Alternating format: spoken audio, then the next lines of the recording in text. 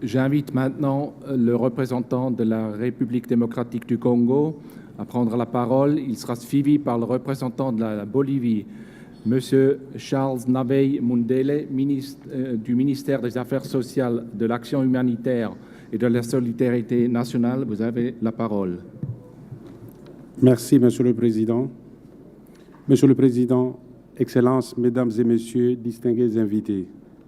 Avant toute chose, je tiens à remercier le gouvernement de la Confédération suisse pour avoir accepté la tenue de ces assises sur son territoire. Mes remerciements s'adressent également à l'Organisation des Nations Unies, Stratégie internationale pour la prévention des catastrophes, pour avoir invité la RDC à la 4e session de la plateforme mondiale sur la réduction des risques de catastrophes.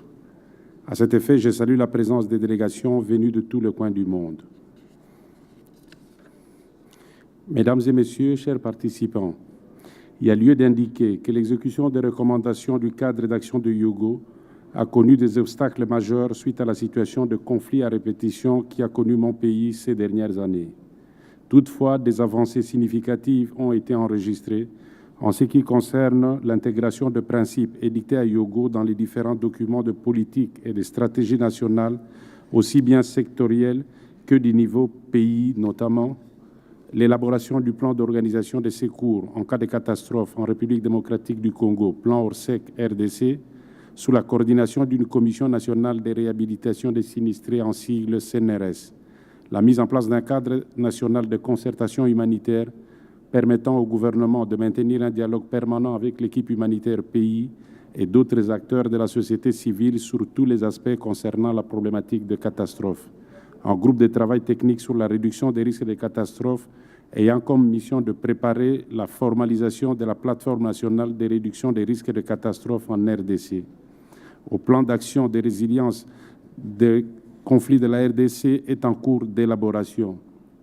L'intégration au sein des différents plans directeurs, les orientations du cadre d'action de Hyogo des niveaux pays, à savoir le document des stratégies de lutte contre la pauvreté, DCRP2 qui fait de la prévention des risques comme l'une des stratégies de lutte contre la pauvreté, le document de cadre référentiel et de coopération des agences du système des Nations Unies avec le gouvernement de la République démocratique du Congo, l'intégration de la résilience des risques de catastrophes dans la stratégie nationale de réduction des émissions dues à la dégradation et à la déforestation RED+, l'intégration dans le programme du gouvernement des activités en réponse en ce qui concerne la prévention des risques de catastrophes diverses liées au glissement de terrain, éboulement, érosion, séisme, éruption volcanique, inondations et autres, l'élaboration des différentes cartographies des risques en République démocratique du Congo, l'élaboration du plan de contingence des risques et catastrophes du secteur santé.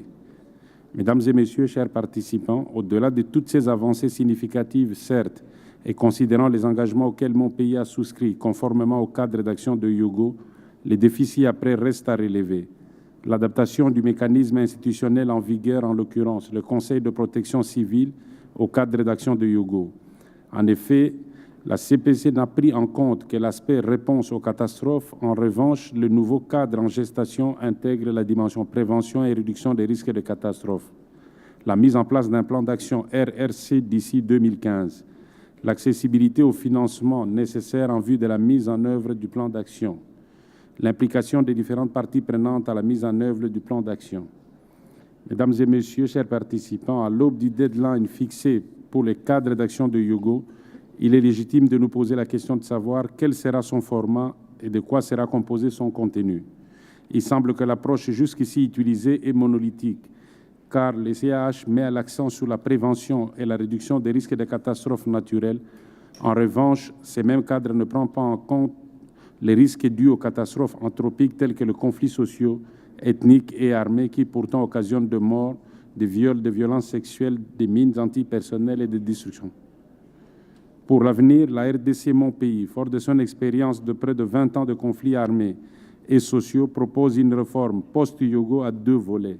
Si le premier volet touche à la forme du futur cadre, le second concerne son contenu. S'agissant de la forme du futur cadre d'action, la RDC propose que les États soient regroupés, non pas selon leur position géographique, mais selon le type d'aléas dont ils sont souvent victimes en vue de faciliter l'échange d'expériences. Cette approche permettra de proposer des solutions à la fois globales et spécifiques. Pour ce qui est du contenu, la RDC propose la prise en compte des activités de l'éducation à la non-violence, à la résolution des conflits et aux efforts de réconciliation de peuples.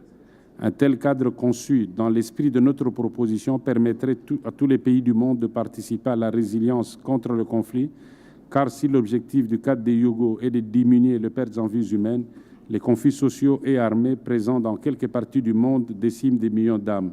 C'est le cas de la République démocratique du Congo, mon pays, où la guerre a causé à ce jour près de 6 millions de morts.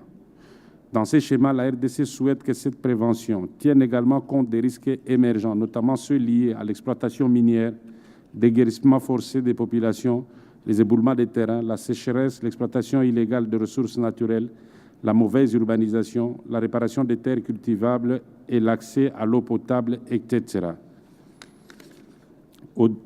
Un autre aléa qui mérite d'être évoqué à ces assises est l'émanation de gaz méthane et le monoxyde de carbone mortel qui s'échappe des lacs Kivu et Tanganyika.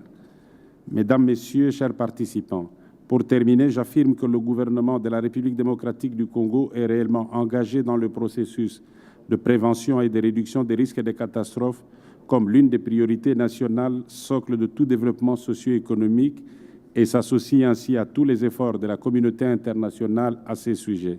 Je vous remercie pour votre aimable attention.